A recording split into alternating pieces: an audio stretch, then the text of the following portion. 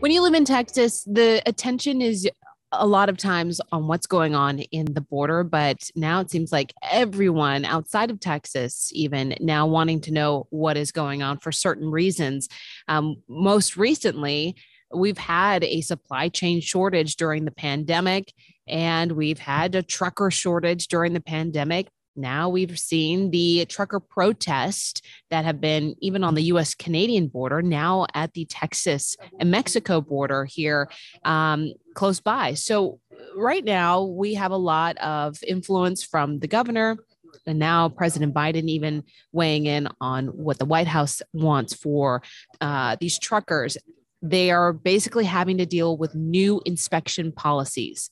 Tony, what are these policies and why are why are truckers protesting it? I think the crux of the disagreement is, of course, that the Texas government, headed by Governor Greg Abbott, is unhappy with the Biden administration's intention to stop using Title 42 as an immigration enforcement mechanism. Title 42 is a mechanism by which the CDC allowed or enabled local governments to establish policies to control the spread of the coronavirus. It's been in place for quite a bit. The difference here is that Title 42 was used by the Trump administration as an enforcement mechanism on the issue of immigration. That is, because of the pandemic, they used Title 42 to summarily deport any asylum seekers at the US-Mexico border. They also established a mirror policy, which was the Remain in Mexico policy, or MPP, Migration Protection Protocol. So Title 42, which was the pandemic excuse, it's really a mechanism to deal with the pandemic, the spread of the coronavirus, but applied to immigration. And then coupled with the Trump administration's implementation of the MPP protocol, or the Remain in Mexico policy, that allowed the US to send any asylum seekers summarily to Mexico without any processing in the United States, and keep them in Mexico, and then implement a metering system, which means that only a few at a time were allowed to present themselves at ports of entry and enter the United States. That's the policy that prevailed. In the beginning, the Biden administration, in January of 2021, when they took office, they did away with the MPP, or the Remain in Mexico policy, but kept the Title 42 to deal with the surge in asylum cases. Of course, there was a lot of unhappiness with the end of the Remain in Mexico policy, and the Biden administration eventually re-implemented that particular program. And Title 42, I think, is over in the sense that the pandemic is over. At least it seems that the pandemic is over. So justifying, on the one hand, that the Title 42 is necessary to contain the pandemic, and then use it to contain immigrants at the border, is really a contradiction in terms. You cannot make both claims. And so the Biden administration has simply concluded that Title 42, or the use of Title 42, generally speaking, against the pandemic, and specifically against immigrants, is no longer sustainable. And they intend to do away with it.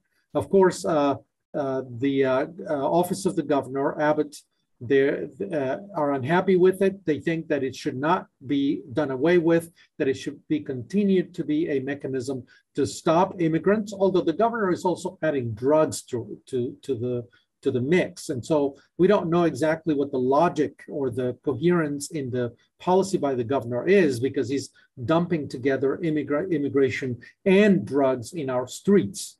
And so, but regardless, I think the governor is essentially saying, we're not in agreement with that policy, and I will use whatever is at my disposal, that is public safety and security, the ability of Texas to ensure that all vehicles coming into Texas comply with Texas traffic laws and safety laws and road safety provisions and such. and use that mechanism instead to castigate the federal government for ending Title 42.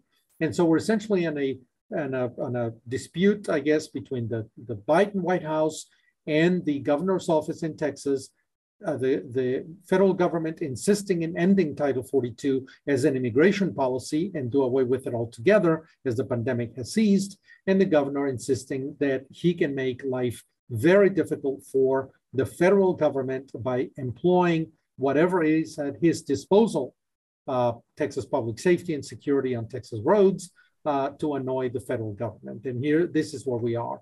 And that's what it has been looking to annoy. I mean, he's sent the first bus of migrants to Washington, D.C. with a stop at a couple of buildings for photo ops. And we're also hearing today that the governor is going to finally back off of some of these tougher inspections, as opposed from the governor of Nuevo Laredo saying that they've reached a deal to back off of this. Yeah, evidently, I think we cannot de-link what the governor is doing from the election in Texas. The governor has an election in November. We're just a few months away from the election. So this is, I think, part of the great political theater. The immigration issue is very controversial, and it's very controversial, particularly among the members of the Republican base. And so this is a very easy way, very efficient way for the governor to activate his base, to keep them engaged and enthused and mobilized so that they can turn out in November and vote for the governor. And of course, that doesn't help that the Biden administration policies are not particularly popular in Texas.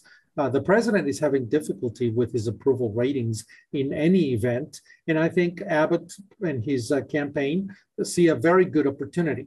I think they're not exactly measuring all the consequences of this particular policy or this particular action that they're taking, because it's going to affect, obviously, supply chains. It's going to affect the logistics industry. Is going to affect warehousing and even the retail level if the goods don't get to where they're supposed to be sold. And it's going to perhaps even affect the inflation numbers. I mean, if there is a smaller supply on some of these products that are coming from Mexico, prices are going to go up. Think avocados, for example, but also perhaps some manufactured goods, given that Mexico is a major manufactured goods supplier to the United States. And then, of course, it's affecting the transportation industry and truckers in Mexico, which do a lot of the drayage component of it, the last mile. They hook up the truck in Mexico, they transport it across the border, drop it at a particular yard, and then an American trucker hooks it up and takes it over where it's going. So this drayage industry is also being affected, and now Mexican truckers are responding by blocking the bridges themselves in protest. So this has become a binational problem. It has become an economic problem. It's adding to the supply chains issues that we're having, and it may even add to inflation if we're not careful and lasts too long. And I think, the question was, how long was this going to last? And I suspect that governor has made his point, mobilized his base, annoyed the White House, but at the end of the day, they will have to back down after a few days because they know exactly what the economic cost will be. And essentially going back to Title 42 and removing it, it's just not that simple. We have thousands and thousands of migrants, some even now coming from overseas from the issue of what's happening between Russia and Ukraine. Local reporters have announced they're expecting an even higher influx because of that problem, but to come through the Texas-Mexico border, specifically even through Reynosa, and there's just not even any preparation. Local reporters saying we're not even seeing tents of or what the process is going to be of how many migrants might even get processed to seek asylum. So it just kind of compounds the situation of people waiting there at the border and the dangers, right? That is correct. I mean, obviously the Biden administration is in a very difficult spot. Why? Because as I mentioned, on the one hand, they cannot continue to keep Title 42, which is essentially a public health provision, and use it for immigration purposes at the same time that they want to declare victory against the pandemic. So they're in that bind. That's number one. At a second level, of course, is that they might be sending the wrong message to immigrants that the border is open. Obviously, the Biden administration is saying the border is not open. Everybody that comes to look for asylum is going to have to wait in line. The Remain in Mexico program stays, which means Mexico will have to, in addition to enforcing its southern border, will have to keep some of these migrants in border towns until we can process them. And at the same time, we will mobilize additional resources and create a specific task force that he is creating to deal with immigration. So the Biden administration is trying to work several pieces at the same time: the southern Mexico border enforcement, the